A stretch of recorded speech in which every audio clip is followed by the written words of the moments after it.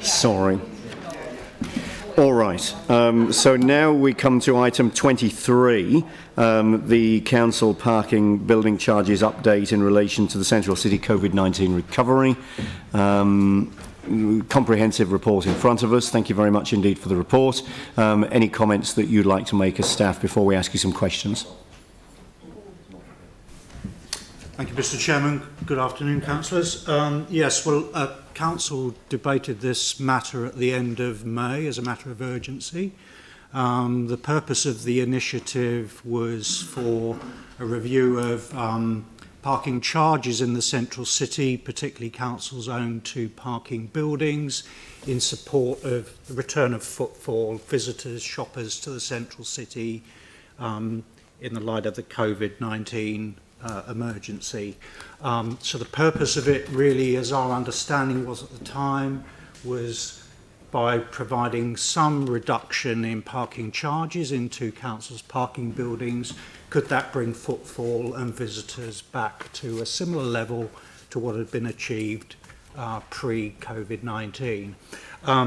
The report in front of you today was as a resolution of that May meeting, where councillors asked for an update on the costs of this initiative and also the effective uptake of it. The results we have before you today are obviously only partial, because the initiative does cease under an existing resolution on the 31st of this month. So this is our last opportunity to update you on how this looks before the current initiative ceases. So that is the recommendation in front of you this morning. Interestingly, if you look at the results, that if one accepts that it's difficult to determine what proportion of the returned footfall to the central city has been due to this, but actually the number of parking events in council's 2 parking buildings during June and July of this year, as compared with June and July of 2019, is slightly up. And actually, if we drill into those figures a little bit more, visitors didn't return in the same numbers in June when this initiative first started. In fact, the June numbers were down on 2019, but the July numbers were in fact up by about 18% in terms of parkers between this July 20 and July 2019. So effectively, the longer the initiative went on, and except it's only for the first 8 weeks, it does appear to have been increasingly successful in terms of the number of visitors using the 2 council parking buildings. Again, back in May, we were only able to estimate for council what we expected to be the likely costs of this in terms of foregone revenue to council from that first hour free. And so really to try and ground truth that, the best we could do was to compare the actual revenue we received from those 2 buildings in June and July of last year with what we actually received in June and July of this year. And we estimated for council at the time it was probably going to be about $100,000 per month, the cost of this. And over the 2 months, it has actually cost about $195,000 in lost revenue. The lost revenue was lower in July because of that increased usage of the 2 buildings than June, and so it's possible it could be less than the $300,000 over the 3 months.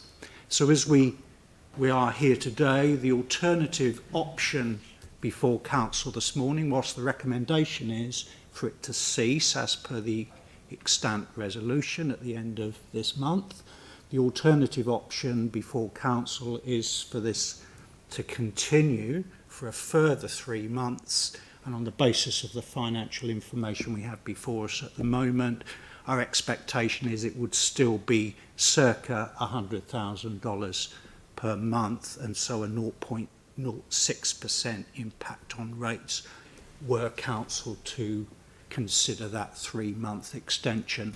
Why 3 months? Because as I think the graph on page 313 indicates, if 2020 follows 2019 and we get a an uptick in revenue and spend in the central city pre-Christmas. As we move into the December period, then if 2020 broadly follows other years, then we would probably expect an increase in footfall and revenue anyway beyond the end of November. So that's not the recommendation in the report, but it is, we put information in the report for councillors this morning so that you can consider whether you would wish to extend the offer further. It's our understanding that the Central City Business Association would, of course, favour this being extended, as they made a very strong plea for that back in May.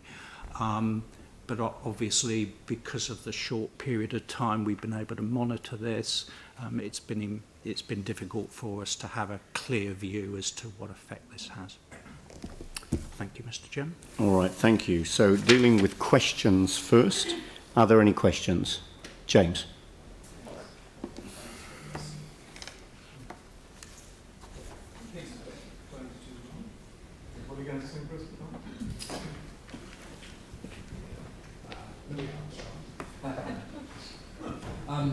Thanks for that. Does a change in thinking, or has a change in thinking occurred in light of recent events with the resurgence of COVID at all? Through you, Mr. Chairman, as we indicated in the report, the report was prepared 2 weeks ago. And as we said at one point in the report, we of course didn't know whether the country may return to a different level of COVID during any extension of this. And so obviously this was prepared prior to this week's government announcement. And clearly it is a pertinent issue before us today. We really can't offer any more advice around how council may react to that. No, I appreciate that. There's a lot of unknowns there. If I may, through you, Mr. Chair, just a couple more. Yep, please do. The increase in parking numbers, I know it's difficult, but is an increase in parking numbers really the only measure of success that you can quantify this by? It's that, and the costs of it to council are the only measures we can place around the parking aspect of this. And as we tried to outline in the May report and is repeated in today's report, it's a complex picture. We're changing lots of things, people's behaviour is changing, and so parking is one part of a very complex decision when people come into the central city. The other thing I think it's perhaps important to recognise, which we've also outlined in the report, is we do not know whether the first hour free parking offer in council's 2 parking buildings may in some way be due to people diverting that parking event from other privately owned and controlled parking buildings. So we've tried to be fair around that. We don't know what effect that may have had, but this may not be a net increase in parkers. It may just be a net increase in parkers in council's parking buildings that may be replicated by a reduction elsewhere, perhaps. We just do not know.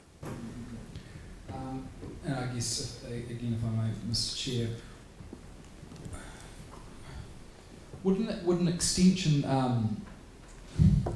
just depending on how this goes, I'm interested in just seeing where the discussion goes, but would it be workable hypothetically to extend one and not the other, as in i.e. Lichfield perhaps, given its proximity to the hospitality and retail, which is probably the most affected industries by COVID, extend one of those and perhaps not Art Gallery to even a more logical date, say 31 December 2020.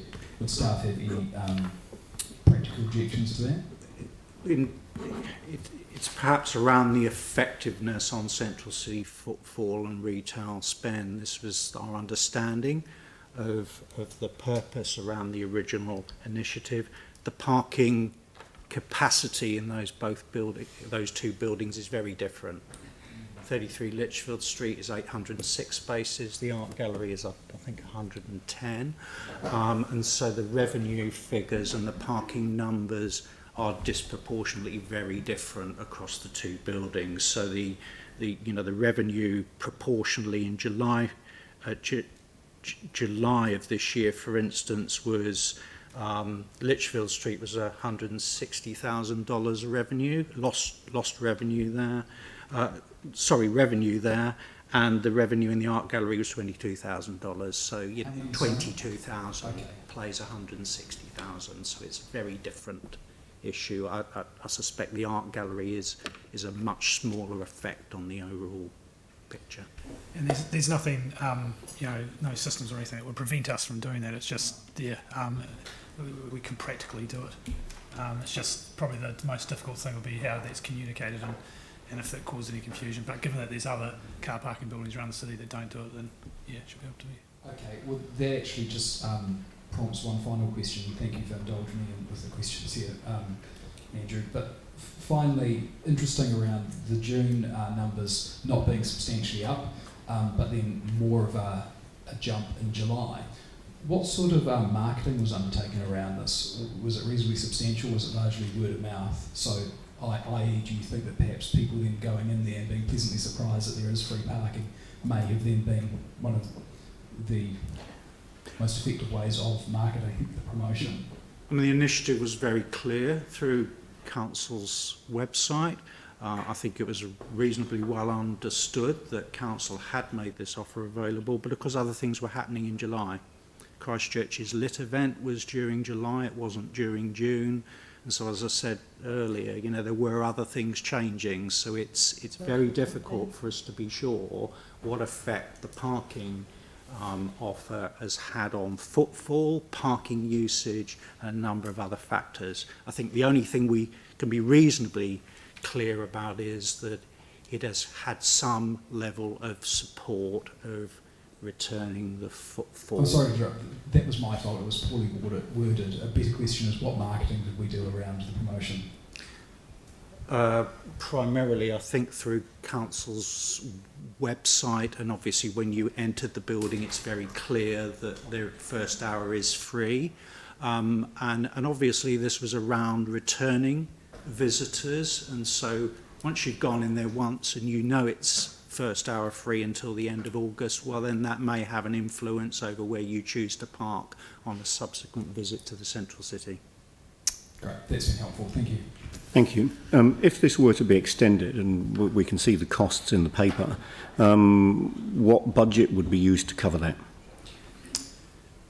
So it would come out of obviously the revenue that council anticipates to get from parking. So that's within the transport unit. So revenue comes in from parking. It obviously it's other costs, so it does have an impact on what we can spend, I suppose, as council. Yeah, so it would be reduced revenue, yes. And that would then impact transport projects which were able to be delivered as a result of that reduced revenue. It's just part of the big picture in terms of transport OPEX budget. So there's an element of the revenue that comes in, but there's also what we spend. So it effectively offsets that budget. So take away that bit of revenue, then it means what can be spent is less. And what would that typically be spent on? There's a range. So within all the OPEX within transport. So we've got things like some of the road landscape maintenance, some of the road maintenance, graffiti removal. Obviously, they're all OPEX elements that this offsets, not directly, but within the overall transport unit OPEX budget. All right, thank you. Sarah. Thank you very much. Just the graph there on page 313 with the weekly total spending.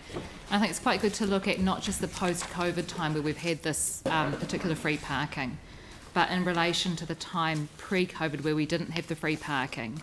And the difference between the 2019 and 2020 spend is really similar for all of those, and probably due to things like Riverside opening. If we did that tiny little uptick in July that looks a little bit wider, that's not a lot of additional spending in the city, for example, for those extra cars. Does that show that either people are generally just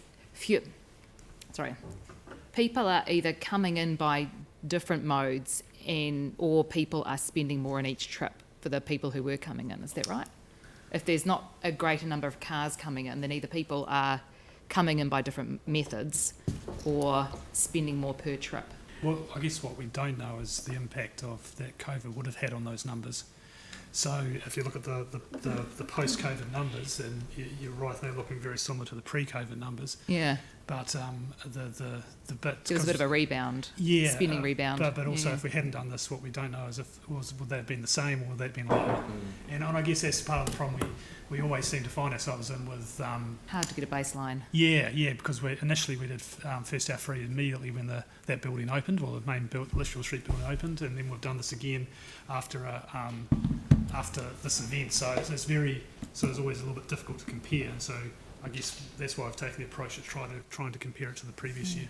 So it seems odd to me that we're focusing on transport as a way of getting people into town rather than focusing on the activities that people would do when they get here. So as a way to incentivise people to come into town and spend money, instead of giving free parking only in 2 parking buildings rather than all of them, for example, because we can't do that, would it be better to not use transport funding and transport stuff, but to focus on the activities that people do? And maybe, for example, like if we gave away or worked with businesses and did 5,000 free coffees in all the restaurants and cafes and things, that would only be $25,000, and we could do that over 3 months, and that's 5,000 extra people coming in. You give them to people who wouldn't normally come to town. Or a $10,000 a month prize draw, work with businesses, and that wouldn't come out of transport stuff. That would be part of our urban kind of team or something like that. And you could run a competition. 3 months, $10,000 a month, prize draw, enter at a business when you spent money, all goes into the pot. Those kind of things would potentially have more impact and service everyone rather than just the few people who park in our car parking buildings. Yeah. Hard to know, right? Through you, Mr. Chairman. Yes, I mean, really that's discussed in 5.7 and 5.8 of the report, that there may be other things council could do that would be as effective, if not more effective, to encourage people to come back to the central city. Some examples are quoted there. That's not exhaustive, but as you say, Councillor, that those other initiatives are not principally transport initiatives. That's they right. are for other wider initiatives, and really those were discussed in the earlier report, and other initiatives were considered when council ceased the earlier offer back in 2018, I think, is that there were perhaps other more effective things council could do to encourage people into the central city than a focus on parking charges. Yeah, and maybe that's something that the Central City Momentum, working group could pick up. I'm sorry, Mr. Chairman, we just can't give you any more advice from the transport. Yeah, no, I appreciate you're here from a transport viewpoint, and that's well understood. That's fine. So further questions, I've got Sam and then Aaron. Sam. Just a quick one. Do we have a view, and apologies if I've missed it, on people coming in, staying for the hour free and then staying on further in terms of revenue generation? How did that play out over the period? Through you, Mr. Chairman, the only sort of information we have is we have the duration of stays in the 2 buildings, and probably looking at Litchfield Street, which is the bigger, obviously the much bigger building of the 2. In June of 2019, the average duration of, excluding all-day parkers, so this is primarily the short-stay events, which is what this was targeted at, the average duration of stay then was about 2 hours, just over 2 hours, 2.06. In June of 20, that had dropped to 1.71, but that so the duration of stay had actually reduced. Comparing the 2 July figures, again, July 2019 was 2 hours. The average duration in July 20 was 1.78 hours. So the duration didn't hold up. It doesn't appear on the basis of those figures, and we accept they're not comprehensive, but on the basis of that, we can't advise you that the parking offer seems to have increased the duration of stay. So, okay, could you argue then that 2019, a normal year, 2020, COVID issues, and we can't get that baseline to know for sure, but there is potential that within that hour of free parking, we've actually gained an additional 0.7 of revenue that we may not have otherwise received because of COVID? Well, it makes sense though. For the information Drop in before, demand, if the duration has reduced in both cases, then I think it's hard to draw the conclusion that we're making additional revenue because people are staying longer because we've given them the first hour. No, what I'm saying is free. that there's an incentive to actually go and use it. Therefore, because they're staying over the hour, we're getting revenue that we would be getting rather than no one using it at all. Is that Again, as I say, that there is also the unknown effect on other parking buildings. So we are drawing a really long bow on the data. What we can be reasonably sure of is that this action on its own does not appear to be encouraging people to stay slightly longer in the buildings. Just one other. So have we talked to other car parking providers in the city in terms of where their demand is currently at for the non-leased portions? One of the difficulties we have is that we can't discuss our operations with other car parking buildings. Although I guess we see them as partners in providing parking to the residents of Christchurch, they see us as competition. That's how the Commerce Commission sees it as well. So we have to be really careful about the conversations we have. In fact, we have to sort of steer clear of conversations around. Right. So then, is it fair to say we'd never know the effect? Because we're saying in some states we can't judge the effect, but what you're saying is we'll never know the effect. The only effect we can be reasonably sure of it is reflecting their views on previous offers, which is in the report here, where there is some concern that because the public parking is delivered as a system shared between council and private building owners, there is an understandable concern that obviously if council takes a different approach to pricing in its parking buildings, it does have an effect on both the usage and the pricing policies of third-party buildings. And so it is a complex relationship, and we just need to be aware of that.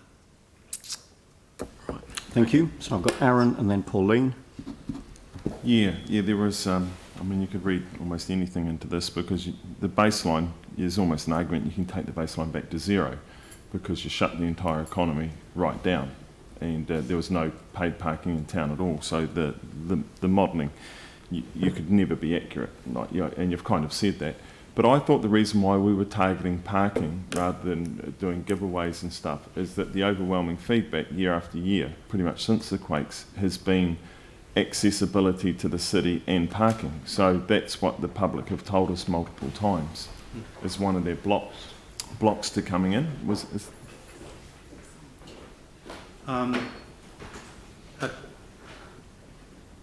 I think in terms of the effect of parking on visitors to the central city, well, the only thing we know is that the retail spend has gone up compared with 2019 from the figures. The usage of our two buildings has gone up from 2019, albeit marginally. But if we go back to the end of May, none of that was certain. The fact that we've achieved greater numbers in 2020 post-COVID lockdown than we had in 2019 could be taken as a measure of success. We don't know what proportion of the success has been due to this, but the basic objective of getting people to come back to the central city appears to have been achieved. Oh yeah, and to still have that spend up above, mirroring a similar line to pre-COVID, and for July there better, when several thousand people in Canterbury have been laid off, I think's remarkable success. So then that leads me to the prospects into spring in there, and it says, in looking ahead over the coming months, September will be a critical period. During this month, the government wage subsidy will be gone, and the various commercial rent reductions will run out. But it's therefore important that the spending pipeline is supported. So that wording would make me think that this supports the spending pipeline. Taking more money off people to park doesn't support the spending pipeline. The report recommendation is clear, Mr. Chairman, that the offer ceases on the 31st of August, but in response to the CCBA submission back in May and the discussion around these issues by Council back in May, we felt it was appropriate that we should outline for Council some of the checks and balances around this offer ceasing on the 31st of August, and they will be around those issues. And we understand the uncertainty that exists out there, and particularly this week. Yeah, because this week, Tuesday's events have sent a shockwave through the economy again, and hopefully it's just a shudder and it's all over by Friday midnight, but it might not be. But even still, there's damage done in the 3 days, and to also take out the wage subsidy and put the rents up and take out the free parking just starts to look like a perfect storm, all coming in the same couple of week period. Thank you. Any further comment? Pauline. Yeah, thank you. Just on Aaron's question about the availability of parking in the central city, I think it's a perception because there is actually a lot of car parking. Is that correct? Yeah. So in terms of you'll see some different numbers that are spread around, but personally I think the key one is the number of car parks that are publicly available to people to come in at any time and go wherever they want. That's around 15,000. So it's currently around 15,000 of those car parks. Pre-quake there was a little bit less than that. It was around 14,000, and the demand for those is around 10,000. So around obviously within that there's some hot spots. But there's if someone wants to come into the city and go to park somewhere and go wherever they want from that car park, there's about 15,000 car parks. That's right. And one of the reasons I think we adopted this too, apart from trying to attract people in to support the businesses, was actually to raise awareness and encourage people to use the buildings because there was a certain resistance post-earthquake. But to get to my question, if we were to support the staff recommendation today and cease this, would there be a big cost to revisit this if we had the mind to bring it in for the period of the month of December? And my second question is, if that was viable and we did support that, would that actually be a 0.02% cost to rates? The cost of reinstating it is pretty much as per the estimates in the report. Our best information at the moment is that it would be circa $100,000 in foregone revenue per month for council to reintroduce this as per the existing offer in its 2 parking buildings. Right. I think probably the graph on in the centre of the report that looks at revenue would tend to suggest that perhaps the offer applying in December would be less helpful for turnover and revenue than it would be in other months. Would it? Simply because more people will come in for shopping and activities anyway. Because actually that's true, because we actually brought this in as a winter stimulus as well, didn't we? Absolutely. Right, okay, thank you, that's clear. All right, thank you. Are there any further questions? Mike. Thank you. You spoke about 15,000 publicly available car parks. I'm assuming that would be both on-street and off-street car parks. And the rough number for our city councils off-streets around 900 and under 7,000 on-street. Do we know how many of the on-street car parks are free car parks? We do, but I don't have that information with me, unfortunately. But it is considerable, isn't it? Yes. Yeah. I think the high proportion is unpaid. Yeah, majority is basically free car parking. Yeah, thank you. The other piece of information you may see around is around that 36,000 car park space, and that takes into account the privately owned ones that like say Pack and Safe car park or South City, where you have to go, and if you don't go there you may get towed or something like that. So, yeah. Excellent, thank you. All right, thank you. Any further questions? All right, so Sarah, you'd like to move this. Do I have a seconder? Mike? So moved Sarah, seconded Mike. Is there any debate? So James, Melanie, James.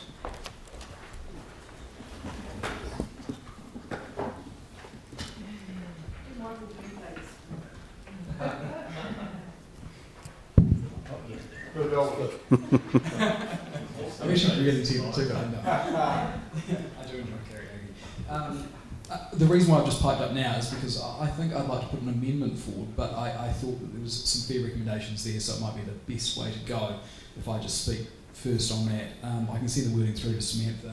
If that suits, well, I'll talk now, so I want to do a poor job of multitasking while I do that and read it at the same time as I'm sending it. And that's the Council A confirms the termination of the current first hour free parking at the Council's Art Gallery parking building at midnight on 31 August 2020. So first one's in keeping entirely with staff, and B extends the first hour parking offer at Council's 33 Litchfield Street parking building until midnight on 31 December 2020. Rationale around that is, look, I don't see this about bringing in more cars. I don't think that bringing in more cars is actually the goal, counterintuitively enough. For me, it's really about the message that you send and that it feels like the right thing to do. My thinking has changed a bit more around this, and I've been more convinced to go down this path of proposing this amendment really as a result of what's occurred over the last couple of days. It's just reminded all of us that we live in incredibly uncertain times, and one thing that we do know is that the hospitality and retail sector are probably one of the hardest hit sectors as a result of COVID, and the central city is based pretty significantly and made up of those sorts of businesses. So I think in light of some very uncertain times ahead of us, that this could be the right thing to do, dovetailing this all the way through to the end of the year. It ties into Christmas, it keeps it simple. We've seen that chopping and changing hasn't been overly workable and can confuse people. So I think we keep it really simple. I think we say we live in uncertain times, and we will have first hour free parking in the Central City Litchfield Street car park building only through to the end of the year. Like I said, I don't see the success though being necessarily that there's more cars coming into the city. It's just the right signal to send for something that consistently ranks as a real bugbear for people. Going forward too, there might be a lot of fear around going to malls, and you can capitalise on that and try and bump up the prices here. But I think actually this could be a coup for a central city, because it is a lot more open, I think, as far as open space and social distancing is easier to achieve. So I just think it feels like the right thing to do in very uncertain times, and will benefit those businesses who are going to be most affected as a result of COVID. The only other thing I'd say too is I actually agree with the comment that was made that it could be more effective to have prizes, shopping vouchers, all that sort of stuff. But the fact of the matter is it's not on the agenda right now. I see this as low-hanging fruit for something that feels like the right thing to do. It's clean, it's simple, it's tailored, and I think it's timely in light of what's been going on over the last couple of days. So hopefully I might get a seconder, and we'll test that if we may.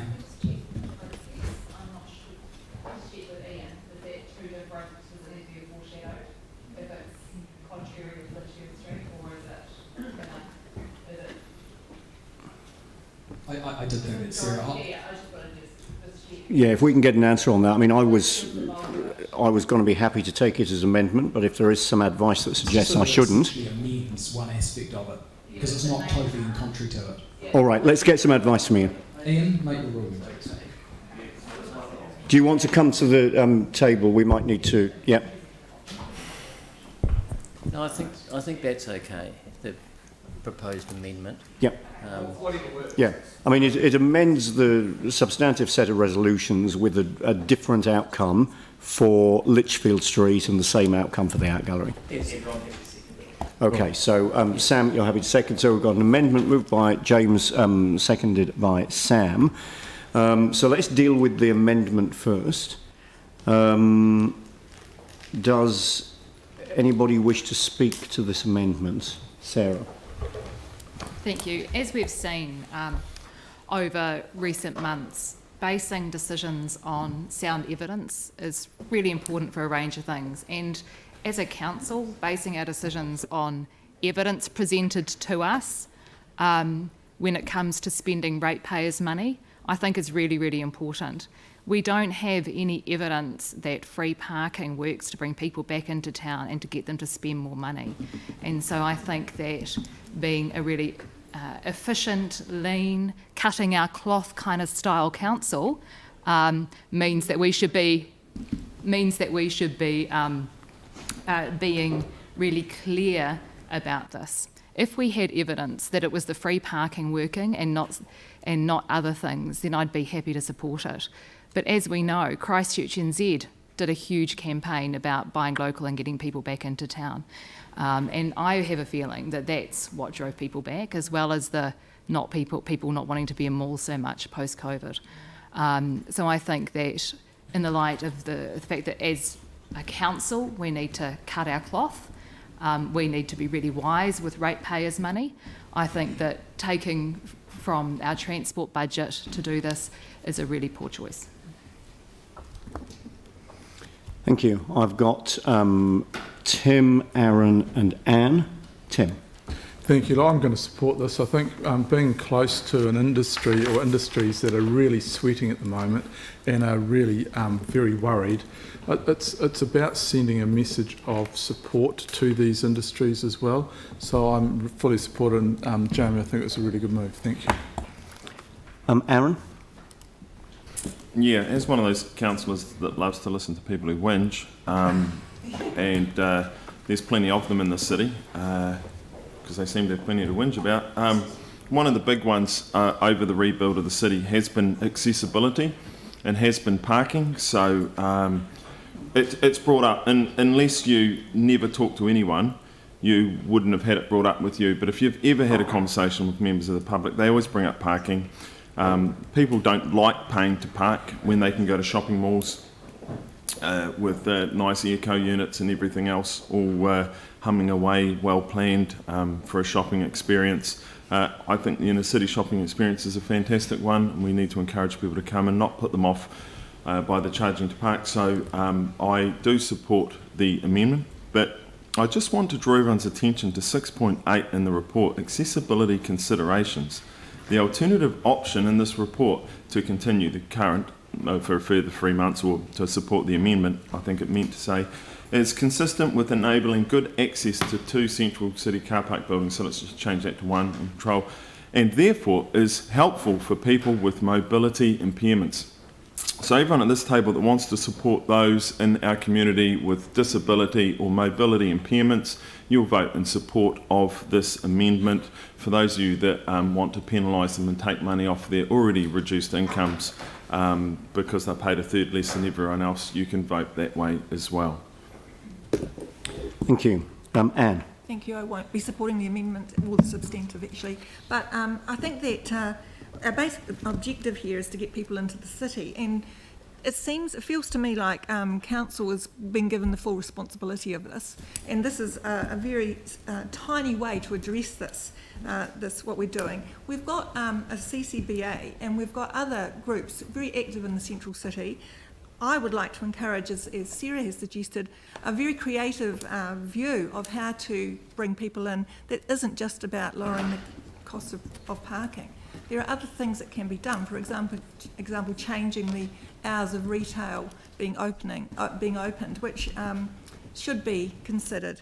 So I think that putting the responsibility of bringing people into town solely on the council's shoulders, as it seems to be in this case, is not a fair thing to do. It belongs to all of us to make this central city vital. Thank you. Pauline. Yes, look, I won't be supporting the amendment. I agree with Sarah that there is no real evidence to show that this is working, and I think that we do have to take into account the level playing field lens on this, that we shouldn't be seen as actually undercutting other private investments in their own car parking buildings. And we've also had evident or response from staff to say actually the summer months are really not the best time to be doing this. We brought this in as a winter incentive, and I think we should stick to our guns on that. So I won't be supporting the amendment. Thank you. Catherine. I'll be supporting the amendment today. I completely agree that there are other initiatives and other campaigns that work better to drive people into the city. But I think more often than not we see people being not encouraged to come into the city because they see parking costs in town as a roadblock to them. So I think this is a really good chance for us to send a good message to people that we are welcome people into the city and to encourage people to buy local and buy in the city and encourage the economy in the inner city. So I'll be supporting this amendment. Thank you. Sam. I'd come back to James to close as the mover of the amendment. Sure, so I'll go Sam.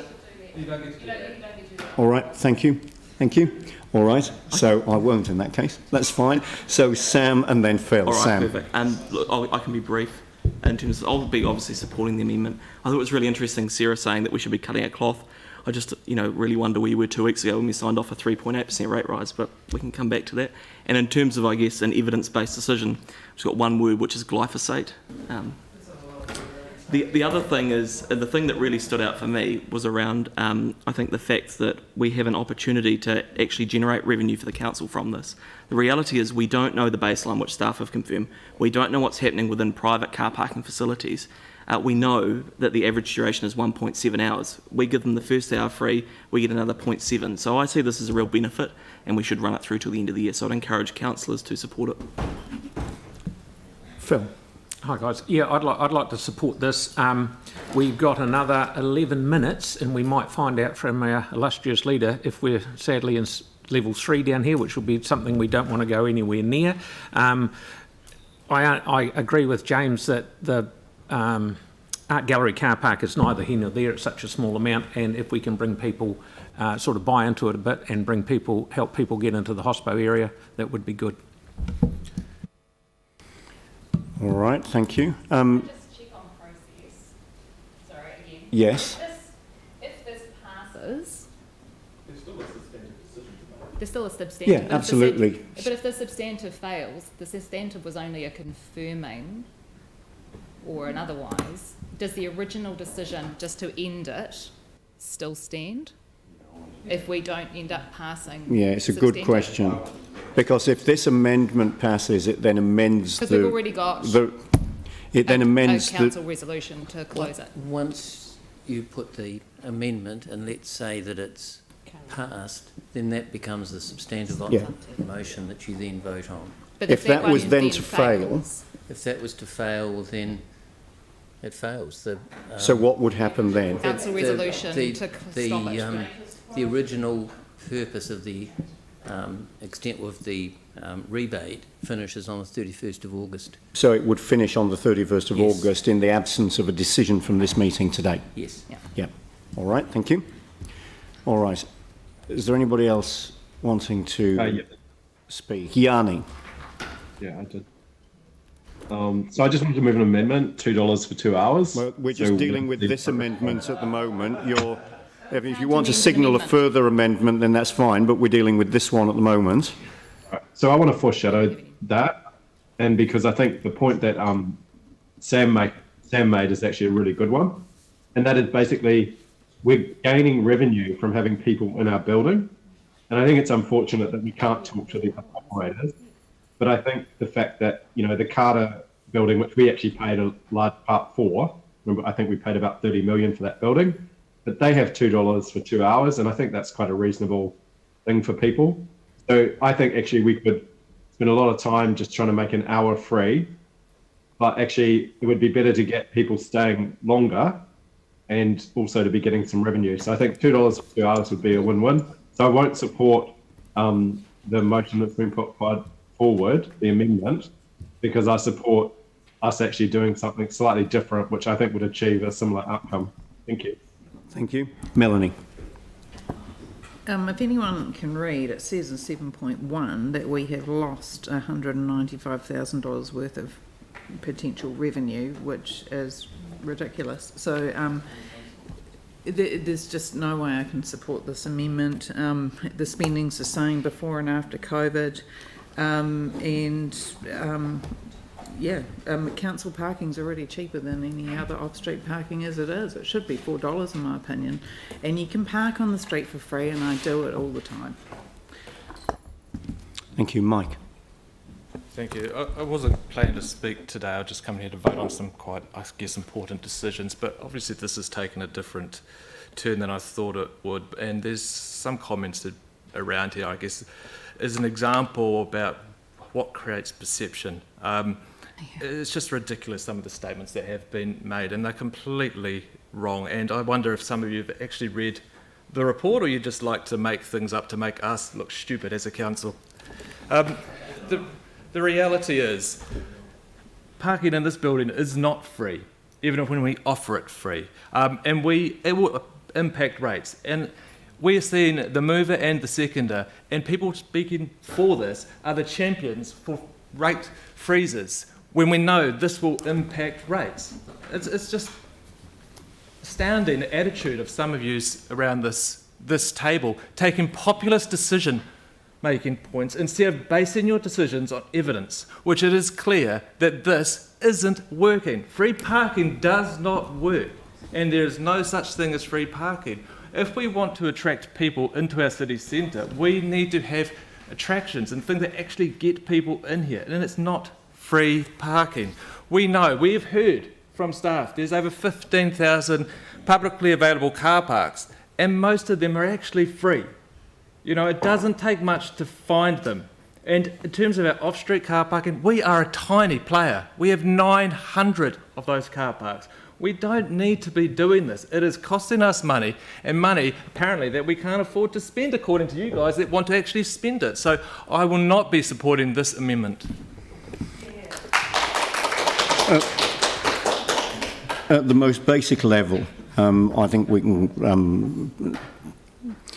At the most basic level, I think there are some questions that we can answer very, very simply based on the information that's in the report. And again, I want to take an evidence-based approach, and the information in the report is reasonably clear. What are we trying to do?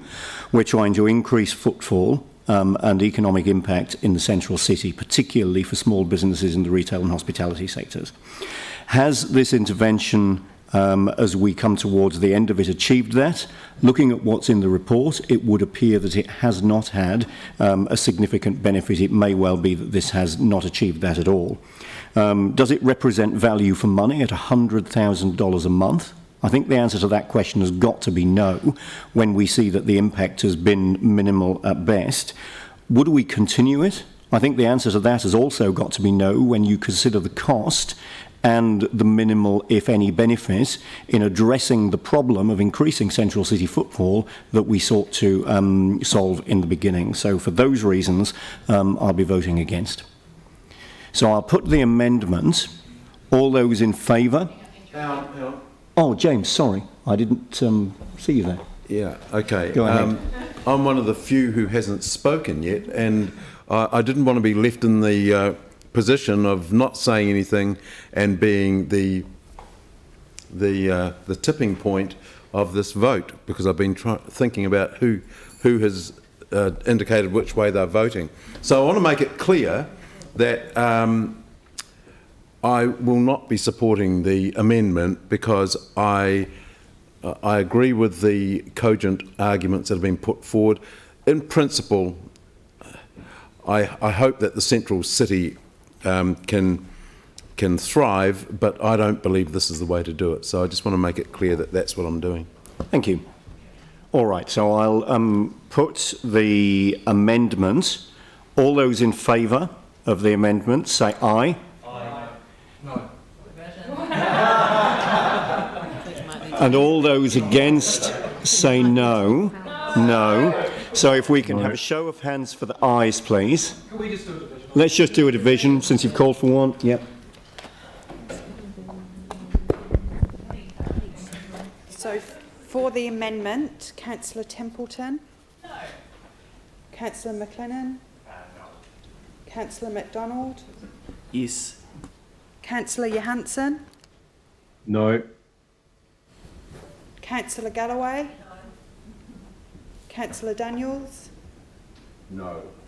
Councillor Coker, Cow or no? I'm just, doing some. Councillor Chen, No. Councillor Scandrett, Yes. Councillor Major, Councillor Keown, Yes to cars in town. Councillor Goff, Councillor Davidson, No. Councillor Cotter, Councillor Chu, and Councillor Turner. No. 1, 2, 3, 4, 5, 6. So I wasn't important. So that's 6 for, 10 against, and that's lost. Yeah, so the amendment is lost. Now, we've got Yanni signalling an amendment around $2 for 2 hours. Now, I'm sure we've received some information on this in the past around some commercial risks and Commerce Commission view that may mean that we would have some advice against doing this. So this is a question for staff. Sorry, I've framed it as a statement, but it's a question. Yeah, correct. I mean, I'd probably urge some caution around doing something exactly the same as a competitor. And I guess the other point that's probably worth noting, if I may, is that one of the big comparisons that gets made between central city parking and, say, parking at the malls is that parking at the malls is free. $2, 2 hours for $2 isn't free. It doesn't achieve that. It doesn't achieve that balance, I suppose, which people want or are striving to get. So I'd urge caution around matching what is seen as competitors in the market. So given that advice, if such an amendment were to be put and were to be successful, would it be capable of being implemented, or would there be some risk in its implementation? I think there would be a question we'd have to ask. We'd have to do some research in terms of whether that will cause issues for the organisation. All right. Sorry, as the mover, can I just clarify? I mean, this goes on all the time. You look at bank interest rate. I mean, I'm happy to move $1.99 if it gets around that. But it does seem a bit weird that we can't put stuff forward. I mean, yeah, I find it extraordinary, really. All right. Ian Thompson is on his feet. Okay. Ian. We've had this sort of debate a number of times recently about amendments that are put that really require further work and further advice. If you want to ask staff to investigate that proposal, then fine. But I think if you are looking at making an amendment of that nature, you really are in breach of your decision-making responsibilities under the Act. And Stephen, I think, is correct when you referred to competition issues. We really need to deal with that with a little more care and attention than is possible if you were to make a decision today. Yeah, so if this were to be considered, it would need to be considered on the back of advice that would be brought to us separately. I think I've heard enough to say that I'm not prepared to accept this amendment and to rule it out of order. Thank you. Sorry, where was the advice for Jamie's amendment? Why wasn't the same approach taken? There was no option. It was to continue it. Oh, I'll let Ian answer that question. Sorry, I won't fall into the trap of answering it. I think there is a difference between the two. Jamie's amendment was in relation to the same issue but a different way of approaching it. The idea of, in fact, charging for parking and the implications for that is a different matter, and I think they can be dealt with separately.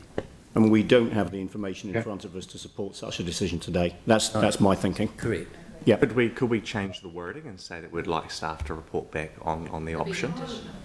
It's a different subject altogether. We can just add it as another. It's not related to this. Okay, hang It's on. related. Okay, so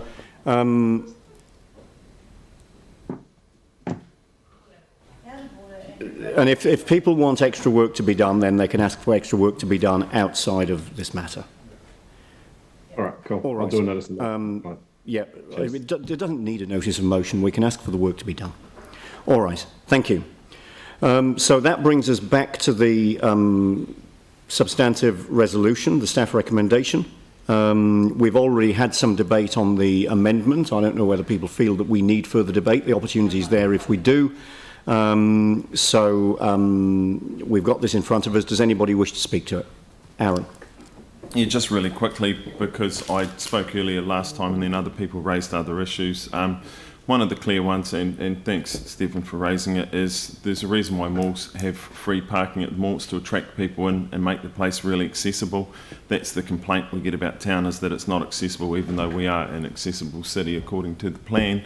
It's not, and it's a clear complaint, and one of the barriers people say is paying to park, and they prefer that in malls. We do, by debating things, look terrible sometimes, and but often members of the public say that we're car haters, and today we get to prove that. Thank you. Anne. Yes. Just to clarify, I do support staff's recommendation to confirm the termination of the current first hour free parking, because there are more creative and effective ways to encourage people into the city, rather than continue to rely on solutions that have clearly not achieved what we want to achieve here. And it's time for the CCBA, for example, whom we fund, to actually step up and lead with some new and exciting initiatives to bring people into our city. Thank you. Pauline. Oh, look, I just want to address this perception of free parking at the malls as well. That's not free either, because the retailers in there pay a percentage of their profits to the management, who probably cover the cost of the value of that land that's put into parking. So we have an accessible city. It's a fabulous city to cycle into. It's a fabulous city to bus into.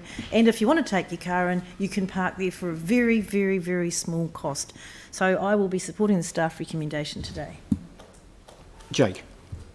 Yeah, I'm going to be abstaining, just because I don't think that enough energy has been, or due consideration has been given to alternative ideas, such as the one that Councillor Johansson has suggested, and I don't agree that that legal risk necessarily makes something out of order. It's very convenient.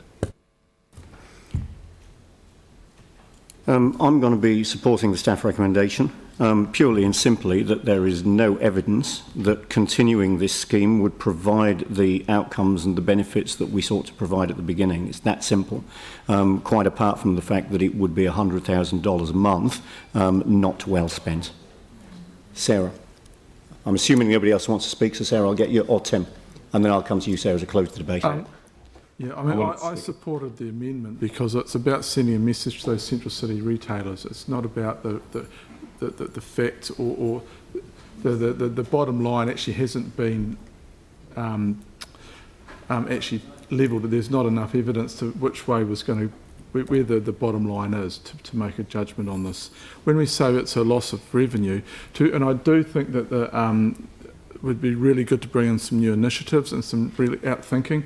But when people are sweating and worrying, that I think a lot of the time they're not going to be looking at how they can spend money. They're going to be pulling it into how they can be as economic as possible to keep the staff they've got. And to say changing hours, etc., to have two people working in a shop and keeping a shop open another hour, and for someone to come in and buy one product or not come in at all, is a hell of a risk at the moment when the uncertainty of COVID is looming above everyone's heads. So, you know, I'm kind of in two minds in this, so I just wanted to raise why I was supporting the amendment. Thank you. So, Sarah, I'll come to you to close the debate. Thank you. It's fantastic that people are coming back into town again. And one of the reasons I've heard is that post-COVID, people were reluctant to go into the enclosed mall areas as much and liked the central city offering, as well as the great work that Christchurch NZ did to encourage people to come back in. Free parking was a bonus, but not the driver for people's trip in. And post-COVID, people wanted to have an experience, not just buy stuff, and so town was the place to be. And once again, we see the case of perception not being reality. The first was the post-COVID free on and off-street car parking. There was poor turnover for businesses and, contrary to popular belief, not good for the city. It's really good to see clear data here that the first hour free has also been an inefficient and poor use of hard-earned ratepayers' money at a time that they and we can't afford it. We effectively subsidised people who would have come into town anyway. A better way to encourage residents to spend in town would have been a monthly draw or cash prize or similar, maybe $10,000 with one entry for each time you spend in a central city business. This way it wouldn't matter how people came in or which parking building they used. And we also heard from Anthony Goff during the annual plan that we should be charging for parking. It's good for ratepayers, good for incentivising additional parking provision by developers. Being that these ideas and working with the businesses on them has been raised during previous car parking debates over several years, it'd be great for the Central City Momentum Working Party to finally pick them up. And mobility car parks in the Central City are already free, so Councillor Kewen's point regarding accessibility and incomes simply doesn't make sense. Councillor MacDonald was clear that he doesn't think he has the right information to base his decision on, no baseline, those kind of things, but he's willing to bet a lot of ratepayers' money on his hunch. And the mall, the place you drive around looking for a car park for minutes and minutes and half an hour, and then walk 200 metres to the shop you want to go to, just like the CBD. Lots of free parking if you're okay to walk a short distance. There are many better ways to encourage a greater spend in the Central City, and they involve focusing on the activities people want to do, not focusing on how they get there. So I'll put the motion. All those in favour say aye. Aye. Against? No. Yeah. All right. So if we can just get the noes to raise their hands, please. So 1, 2, 3, 4, 5 against. Yeah, no, that's carried. Thank you. Did you? And an abstention from Jake. Abstention from me as well, and from Yanni. Sorry, something from Yanni. I didn't. Yanni said. Yanni. Yeah, abstention from me as well. All right. Can we let's have a division so that we know exactly. So just call a division on this. Will be easier because you're about to record who voted what way. All right. Okay. Councillor Galloway. Councillor Johansson. Abstention. Councillor Turner. Yes. Councillor McLennan. Abstention. Councillor Major. No. Councillor Goff. No. Councillor MacDonald. No. Councillor Keown. Aye. Councillor Cotter. Yes. Councillor Davidson. Aye. Councillor Scandrett. Yes. Councillor Chu. No. Councillor Coker. Aye. Councillor Templeton. Aye. Councillor Daniels. Aye.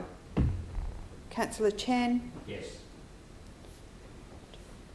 I'd like to point out that whether we voted for it or against it, the result is exactly the same. Yep. Yeah, it's about the process. Okay. So the results of the voting.